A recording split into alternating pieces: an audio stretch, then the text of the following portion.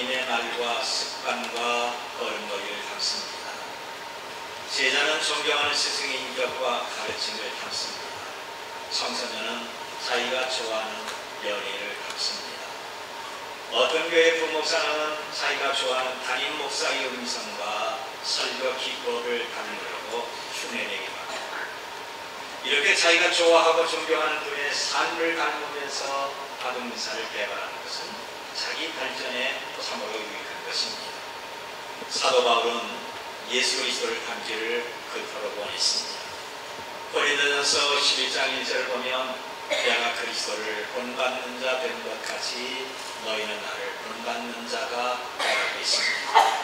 사도 바울은 전도자이며 선교사입니다. 그는 가는 곳마다 복음을 전하면서 교회를 세웠습니다. 그가 에베소 교회 장로들과 헤어지면서 자기 삶을 고백하기를 유익한 것은 무엇이든지 공중 앞에서나 각 집에서나 거리낌이 없이 여러분에게 전하여 가르치고 유대인과 헬라인들에게 하나님에 대한 회개와 우리 주 예수 그리스도에 대한 믿음을 증언한 것이라고 했습니다. 그리고 그는 자기 사역에 많은 환난과 결박이 있을 거지만 내가 달려갈 길과 주 예수께 받은 사명 오 하나님의 은혜의 복음 증언한 일을 마치려 하면 나의 생명조차 조금 더 귀한 것으로 여기지 않는다고 말했습니다. 자기의 생명을 돌아보지 않고 복음을 증거하는 사도 바울은 고린도 교회에게 말하기를 내가 그리스도를 본받는 자 된 것 같이 너희는 나를 본받는 자가 되라고 했던 것입니다. 여러분, 사도 바울은 어떻게 하면 내가 예수님을 기쁘시게 할까 늘 예수님이 생각했습니다. 그래서 예수님을 기쁘게 하는 성도의 삶을 제시하기를 그런즉 너희는 먹든지 마시든지 무엇을 하든지 다 하나님의 영광을 위하여 하라고 했던 것입니다. 지금 교회 밖의 세상 사람들은 어떤 위치와 환경에 놓여 있습니다. 지금 교회 밖에 있는 불신자들의 삶은 평안하고 행복하고 즐거운 것 같지만 그렇지 않습니다. 저들의 결과는 비극적이고 매우 불행한 것입니다. 이들은 인생에 소망이 없이 그저 힘들다고만 합니다. 여기에 대한 대답도 없습니다. 영생이 없는 그들은 그저 힘들고 죽겠다고만 합니다. 그런데 이런 것들은 전혀 이상할 것이 없습니다. 왜냐하면 이미 죄와 허물로 죽었기 때문에 너무 당연한 것입니다. 에베소서 2장 1절로 3절 말씀 보면 그는 허물과 죄로 죽었던 너희를 살리셨다. 그때 너희가 그 가운데서 행하여 이 세상 풍조를 따르고 공중의 권세 자는 자를 따랐으니 곧 지금의 불순종의 아들 가운데 역사는 없다. 전에도 우리도 다 그 가운데서 우리 육체의 욕심을 따라 지내며 육체와 마음에 원하는 것을 하여 다른 이들과 같이 본질상 진노의 자녀였다고 했습니다. 여러분, 누구나 예수님을 믿기까지는 허물과 죄로 죽었던 사람입니다. 이들은 바로 세상의 풍조를 따르며 자기 자신도 알지 못하는 사이에 사탄이 종이 되었고 하나님이 심판을 받는 진노의 자녀들이었습니다. 아직도 자기들이 영적으로 죽은 것을 알지 못하고 왜 내가 죽었느냐, 왜 나보고 죽었다고 하느냐 그러면서 화를 냅니다. 전도라는 걸 통해서 예수님이 믿기까지는 자기 자신의 죄와 허물로 죽은 것을 전혀 깨닫지 못합니다. 오늘 본문을 보면 사도 바울을 신문하는 사람들이 있습니다. 정치적 권세를 자랑하는 에스더 총독과 지식과 명예를 갖고 있는 아그리파 왕과 사치와 방탕으로 세상의 재미에 빠져버린 본인이란 여인입니다. 이들 바로 2년 동안 감옥에 갇힌 바울을 볼 때 참으로 한심스러웠을 것입니다. 얼굴이 형편이 없었고 온몸에는 냄새가 나고 헝클어진 머리와 복장은 쳐다보기도 싫었을 것입니다. 이들은 높은 재판석상에 앉아서 거만하게 사도 바울의 말을 듣고 평가합니다. 내가 너보다 낫지.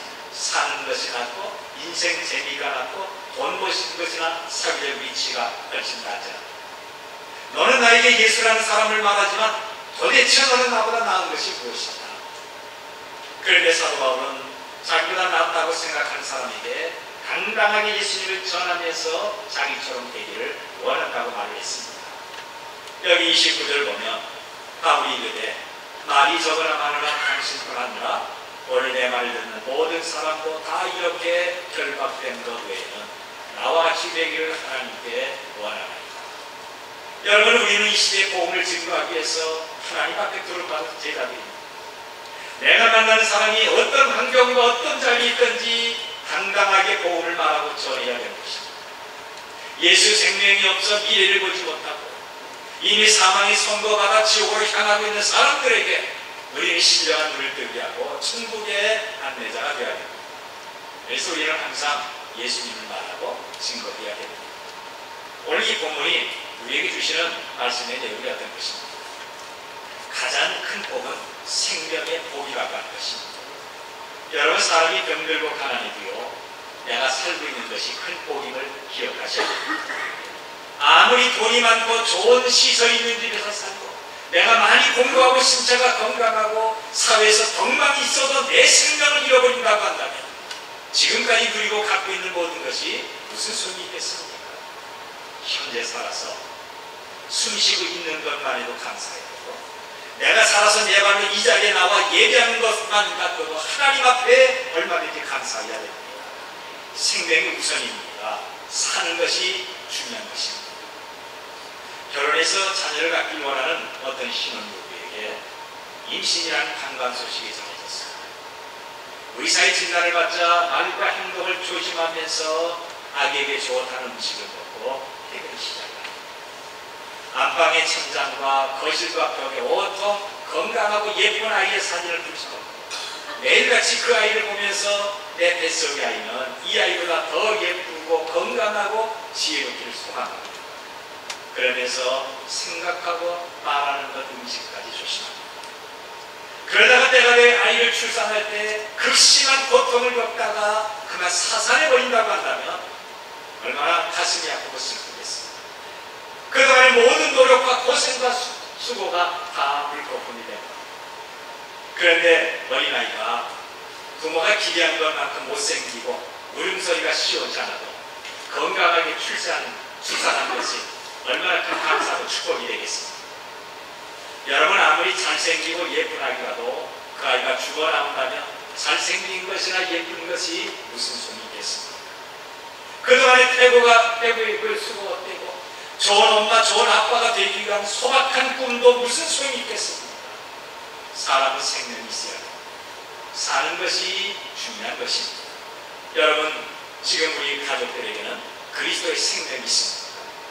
아직도 생명 갖지 못한 그 가족을 살리는 날이 이달의 마지막 주이기. 이날 우리는 현수막이 있는 것처럼 119 영혼 구원의 날입니다. 이날에 온 가족들이 예수님을 믿고 영생의 축복을 받아 같이 예비하고 같이 찬양하는 신령한 복이 우리들 가운데 임하시길 바랍니다. 신약 성경에서 영생이라는 말이 47번 나옵니다. 그리고 심판이라는 단어는 80번이 나오고 있습니다. 영생이 없는 자는 영원한 심판이 있다고 하는 것입니다. 그만큼 영생이 우리 인생에 중요합니다. 그런데 이 47번의 영생이라는 단어가 요한복음에서는 19번이나 나오고 있습니다. 그 중 대표적인 것을 말한다면 요한복음 3장 16절입니다. 하나님이 세상을 이처럼 사랑하사 독생자를 주셨으니 이는 그를 믿는 자마다 멸망치 않고 영생을 얻게 하려 하십니다. 요한복음 3장 36절 보면 아들을 믿는 자에게는 영생이 있고 아들을 순종하지 아니하는 자에게는 영생을 보지 못하고 오히려 하나님의 진노가 그 위에 머문다고 말씀하고 있습니다. 요한복음 5장 24절에서 내가 진실로 진실로 너희에게 이르노니 내 말을 듣고 또 나 보내신 이를 믿는 자는 영생을 얻었고 심판이 이르지 아니하니 사망에서 생명으로 옮겼다고 말씀하고 있습니다. 요한복음 6장 47절 말씀 보면 진실로 진실로 너희에게 이르노니 믿는 자는 영생을 가졌다고 말씀하고 있습니다. 우리가 예수님을 고백하고 믿는 바로 그 순간에 완전한 구원이 이루어졌음을 우리에게 보여주고 있는 것입니다. 여러분, 영생은 우리가 믿는 예수님을 증거함으로 주어진 천국의 생명입니다. 전도는 어둠에서 밝음으로 인도하는 빛이고 전도는 생명을 주는 성령의 능력이며 전도는 우리의 죄와 허물을 용서받는 하나님의 은혜인 것입니다. 그래서 우리가 말씀을 증거하는 전도 대상자가 어떤 사람인가 마음에 들 필요가 없습니다. 그들이 지금 살아서 움직이는 것 같고 인생에 어떤 힘이 있어도 큰 소리치는 것 같아도 다 죄와 허물로 죽은 인생들입니다. 우리에게는 죽은 사람을 살리는 예수의 권세가 있습니다. 이런 예수 권세를 사용해서 죽은 영혼을 살리는 전도가 가장 큰 복입니다. 내 이 작은 입술을 통해서 내 아버지와 어머니가 구원을 받고 내 남편이 영생을 얻고 내 자녀들과 손자 손녀들이 예수 생명을 얻는 귀한 복이 있어야 될 것입니다. 그리고 우리의 가족들이 다 예수님을 믿는다고 한다면 이제 날마다 성령으로 충만한 사람이 되어야 되는 것입니다. 그리고 두 번째로 볼 수 있는 것은 전도자는 구원에 감격과 열정이 있어야 됩니다. 감격과 열정이 없으면 절대로 전도자가 될 수가 없습니다. 사도 바울은 자기를 신문하는 사람들에게 오늘 내 말을 듣는 모든 사람도 다 이렇게 내가 결박된 것 외에는 나와 같이 되기를 하나님께 원한다고 말하고 있습니다. 여러분, 사울이 결박당한 바로 그 자리에서 복음을 증거한 이유가 무엇입니까? 구원의 뜨거운 감격과 열정이 있었기 때문에 그런 것입니다. 이들의 마음에는 구원의 감격이 마르지 않는 샘물처럼 계속적으로 흐르고 있었던 것입니다. 물이 가득한 병을 흔들면 물이 나오고 기름이 들어간 병을 흔들면 기름이 나오듯이 바울의 마음은 항상 예수님으로 차고 넘쳤습니다. 그래서 그의 마음과 생각, 행동은 항상 예수님과 생명을 주는 복음으로 가득했던 것입니다. 사도 바울은 교회에 편지하면서 자기 자신을 아주 어리석고 못된 사람으로 기록하고 있습니다. 여러분, 일반적으로 사람이라는 것은 자기의 허물과 실수를 가리고 내가 부족한 것과 죄된 것을 속이거나 숨기려고 하고 있지 않습니까? 아니면 억지로라도 합리화시키거나 아니면 비화시키려고 하고 있습니다. 그런데 바울은 자기의 잘못, 자기의 허물을 솔직하게 드러내고 있습니다. 그러면서 지금 자기가 복음을 전하는 것은 자기를 버리지 않고 구원시켰던 하나님의 사랑과 예수님의 은혜를 강조하고 있는 것입니다. 디모데전서 1장 13절과 14절 말씀을 보면 내가 전에는 비방자요 박해자요 폭행자였으나 도리어 긍휼을 입은 것은 내가 믿지 아니할 때 알지 못하고 하는 것입니다. 우리 주의 은혜가 그리스도 예수 안에 있는 믿음과 사랑과 함께 넘치도록 풍성했다고 했습니다. 자기가 예수님을 믿기 전에는 복음의 비방자였고 그리스도를 결박해서 잡아 죽이는 박해자요 폭행자였지만 지금은 하나님의 사랑과 예수 그리스도를 믿는 믿음이 충만하다고 고백하고 있는 것입니다. 그러면서 오늘 디모데전서 1장 15절에서 죄인 중에 내가 회술하겠습니다. 가장 난폭하고 흉악하며 가장 크게 범죄한 그가 하나님의 은혜를 입어서 뜨겁고 간절한 복음 전도자가 됐다고 간증하고 있습니다. 고린도전서 15장 8절과 9절을 보니까 맨 나중에 안삭되지 못하여 남자 같은 데에게도 보이셨다. 나는 사도 중에 가장 작은 자라. 나는 하나님의 교회를 박해 있으므로 사도라 칭함을 감당하지 못하겠다고 했습니다. 그는 자기 허물과 자기의 부끄러움을 고백합니다. 그리고 그가 변해서 복음 증거하는 이유를 이렇게 말합니다. 내가 만삭되지 못하고 태어난 부족한 사람이다. 나는 어머니 뱃속에서 10달도 채우지 못했던 사람이다. 나는 부족한 사람이고 사도 중에 가장 작은 사람이었지만 하나님의 구원의 은혜로 내가 지금 사도가 됐다. 그러면서 감격스럽게 구원의 은혜를 지금 간직하고 있습니다. 사도 바울이 이렇게 자기를 감추고 싶고 말하기 싫은 과거의 허물과 죄를 숨김없이 말하고 있습니다. 하나님이 이런 나를 구원시켜 주었습니다. 당연히 지옥에 들어가야겠고 하나님의 진노를 받아 영원한 심판을 받아야 되지만 오히려 주의 은혜로 나의 모든 죄가 용서받고 구원을 받게 됐습니다. 얼마나 감사한 것입니다. 가는 곳마다 만나는 사람마다 자기가 구원받은 것을 감격스럽게 말하고 있습니다. 예배 끝나고 이제 지하식당에서 많은 분들이 식사를 하는 것입니다. 그런데 사람이 밥 먹는 거 보면 누가 배가 고픈가 금방 알 수가 있습니다. 허겁지겁 빨리 먹는 사람이 수저를 들고 끄적끄적하는 사람보다 더 배가 고픈 것이고 그래서 더 잘 먹습니다. 배가 고픈 사람이 더 맛있게 먹고 더 많이 먹습니다. 목이 마른 사람과 그렇지 않은 사람은 물 마실 때 차이는 과연 어떤 것일까? 목 마르지 않는 사람은 마시기도 싫지만 마실 때 훌쩍거리면서 조금 마십니다. 그러나 목이 마른 사람은 꿀꺽꿀꺽 마시면서 야, 참 물맛 좋다. 그리고 한 잔을 더 마십니다. 여러분, 구원의 간격이 있고 없고 차이가 바로 이렇다는 것입니다. 하나님 은혜로 나 같은 죄인이 구원을 받았습니다.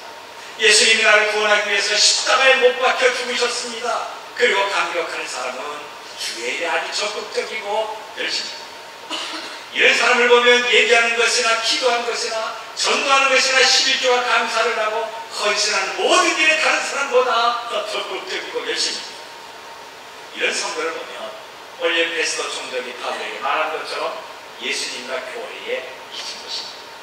그렇습니다. 복음에 열심하는 사람이 예수님에게 미친 사람입니다. 주의 말씀과 교회에 미치죠. 그런데 구원의 감격이 없다면 주일 개념조차 없습니다.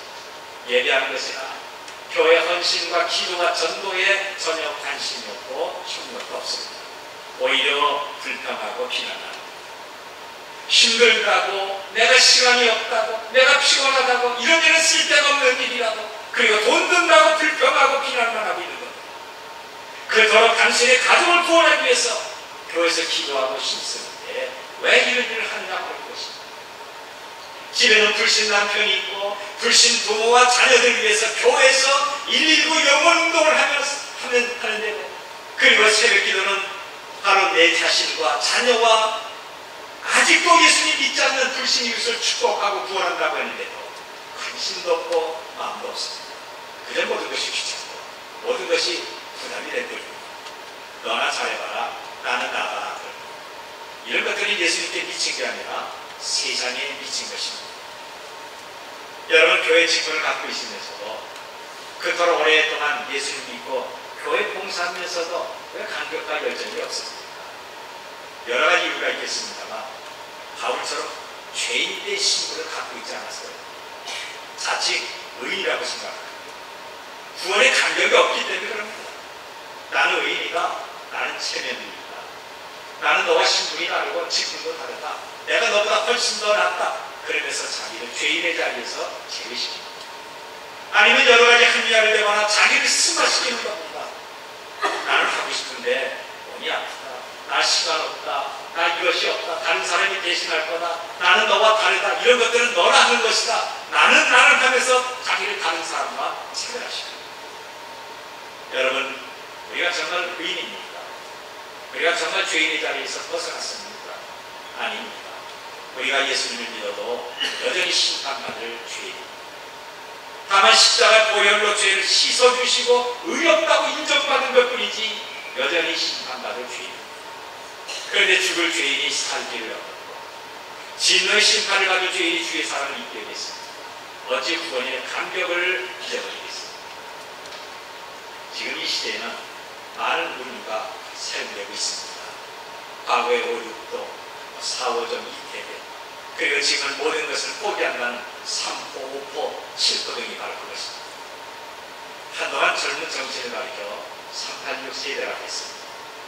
386은 30대, 80대 학번, 60년대 세대로 주로 1980년도에 학생운동을 통해 민주화 운동을 경험한 그런 세대입니다.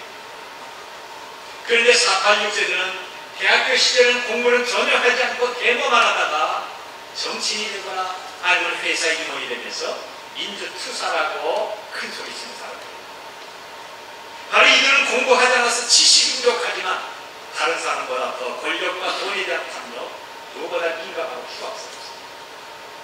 이들을 486 세대 혹은 베이비 부모라고 합니다. 그리고 586 세대는 50년대에 공부한 사람으로 80대 우리나라 중추적 역할을 했고 지금 경륜과 지혜를 겸비한 60대 중반 이런 사람입니다. 그런데 제가 지금 강조하고 싶은 말은 정치적인 386 세대가 아닙니다. 우리는 잊지 말아야 될 세 가지가 있습니다. 3.1절, 그리고 8.15, 6.25. 이 3.1절과 8.15, 6.25를 잊어버린 세대를 또 다른 386 세대라고 합니다. 3.1절 3, 6.25 8, 8.15 8, 6.25 6입니다. 여러분, 386 세대 일제의 만행에서 나라를 되찾고자 혈기를 손에 들고 대한국민 만세 외치다가 수많은 사람이 죽고 감옥에 갇히고 고문을 당하고 탄압을 받았습니다. 이들을 결코 잊지 말라고, 아니면 잊으면 안 된다고 그러면서 기념한 날이 바로 3.1절이 아닙니다. 그리고 일제의 식민 통치로부터 이 나라가 해방된 것을 기념하는 8.1월 잊으면 안 됩니다. 우리가 3.1절이나 8.1월 잊어버리면 자주적인 나라가 되지 못하고 다시 일본이나 외세에 눌리고 그들의 지배를 받게 될 것입니다. 그런데 6.25 전쟁은 무엇입니까? 하나님을 알지 못하는 무신론한 공산주의자들이 무력으로 남침해서 평화롭고 아름다운 강산을 파괴하고 살육한 민족적 비극을 갖게 한 날입니다. 6.25 비극이 아직도 이산가족을 통해서 생산을 이어지고 있습니다. 그런데도 아직도 사상과 이념의 갈등에서 교육, 정치 중요하지 않다. 아무나 통일하면 된다. 그리고 6.25 남침은, 6.25 전쟁은 남침이 아니라 푸침이고 6.25는 미국이 일으킨 전쟁. 역사를 왜곡하며 거짓말. 그런 정치인들, 그런 경제인들, 그런 선생들이 얼마나 많습니다. 이 민족의 비극을 부추기는 불순한 그 사상 가진 사람들이 우리 주위에 많이 있습니다. 여러분, 우리가 절대 그들에게 속으면 안 됩니다. 우리가 어떻게 3.1절과 8.15와 6.25를 잊어버리겠습니다. 그런데 더 중요한 것이 있습니다. 잊지 말아야 될 것은 뭐냐? 나를 구원하신 하나님의 사랑을 잊지 않고 내 가슴에 간직해야 됩니다. 죄 많은 나를 위해서 예수님이 모든 고난을 당하시고 십자가 못 박혀 죽었다는 구원의 감격을 우리가 잊으면 안 됩니다. 구원의 감격이 있어야 신앙생활을 발휘할 수가 있고, 구원의 감격이 있어야 고난과 시험과 유혹에서 이길 수가 있고, 구원의 감격과 열정이 있어야 담대하게 복음을 증거할 수가 있습니다. 바울처럼 항상 그리스도에 대한 뜨거운 감격을 갖고 예수님의 구주심, 예수님을 믿어서 구원받도록 하십시오, 이렇게 말하는 성도들이 되시길 바랍니다. 그리고 세 번째로, 바울과 같은 전도자가 되려면 당당해야 됩니다. 위축되면 안 됩니다. 사람을 외모로 판단해서 쓴다면 우리는 전도할 수가 없습니다. 저 사람은 나보다 키가 커서 안 되고, 저 사람은 신차가 좋아서 안 되고, 저 사람은 흉측 가서 생겨서 안 되고, 저 사람은 잘 살아서 안 되고, 저 사람은 가져서 안 되고, 이 사람은 깡패 같아서 안 되고, 누구를 상대할 수가 있겠습니까? 여러분, 우리는 전지전능하신 하나님의 자, 부활하신 예수님께서 항상 우리와 함께하는 특권층이고 우리는 상류층입니다. 세상 사람들이 가진 부귀와 명예와 지식으로 기가 죽고 위축되면 안 되는 그런 사람들입니다. 우리에게는 하나님의 능력이 있고 기도라고 하는 무기가 있습니다. 예수의 이름은 우리의 앞길을 열어주면서 영원한 생명을 주는 것입니다. 성령의 권능이 우리와 날마다 함께하고 있습니다. 바울을 한번 보세요. 말이 적으나 많으나 당신뿐 아니라 오늘 내 말을 듣는 모든 사람도 다 이렇게 결박된 것 외에는 나와 지내기를 하나님께 원한다고 말하고 있습니다. 비록 지금은 죄인의 몸으로 신문을 받지만 총독이나 왕의 권세가 부럽지 않습니다. 안락함이나 호화스러움과 사치가 그에게 어떤 영향을 주지 않습니다.